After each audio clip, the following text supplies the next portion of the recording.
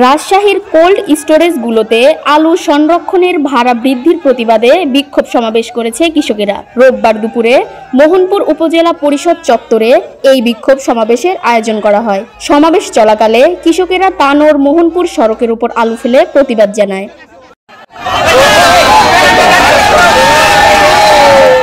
কৃষকেরা জানান, প্রতি কেজি আলু সংরক্ষণের জন্য আগে 4 টাকা ভাড়া দিতে হতো, এবার তা বৃদ্ধি করে 8 টাকা করা হয়েছে। আলু সংরক্ষণের ভাড়া কমানো না হলে আগামীতে তারা কঠোর আন্দোলনের পাশাপাশি মহাসড়ক অবরোধের হুঁশিয়ারি দেন। বিক্ষোভ কর্মসূচিতে মোহনপুর, তানোর ও পবা উপজেলার সহস্রাধিক কৃষক অংশ নেয়। আমাদের দাবি যদি স্টোর মালিক যদি না মানে তাহলে আমরা এটা দাবি করতেছি এবং সরকার বিষয়টা দেখবে, দেখে আমাদের দাবি যেন মানে। আমাদের দাবি যদি না মানা হয় আমরা কোলেস্ট্রল জাত করবো না।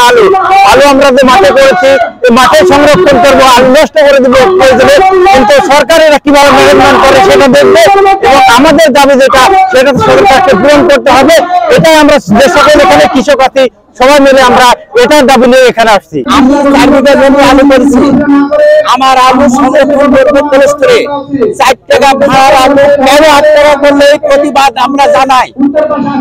আমরা 100 বস্তা আলু 50 বস্তা আলু আমরা কোলেস্ট্রলে রাখতে চাই, আমাদেরকে দিতে চায় না। কেন দিতে চায় না মালিকরা? আমাদের এই প্রতিবাদ এই দাবি মানতে হবে। আমি আমার এই আলু রাখার জায়গা যদি আমরা না পাই আমরা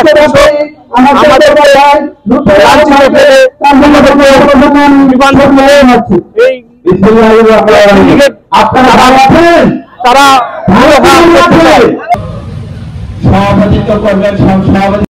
তিশা মাফরিন, পদ্মা টাইমস।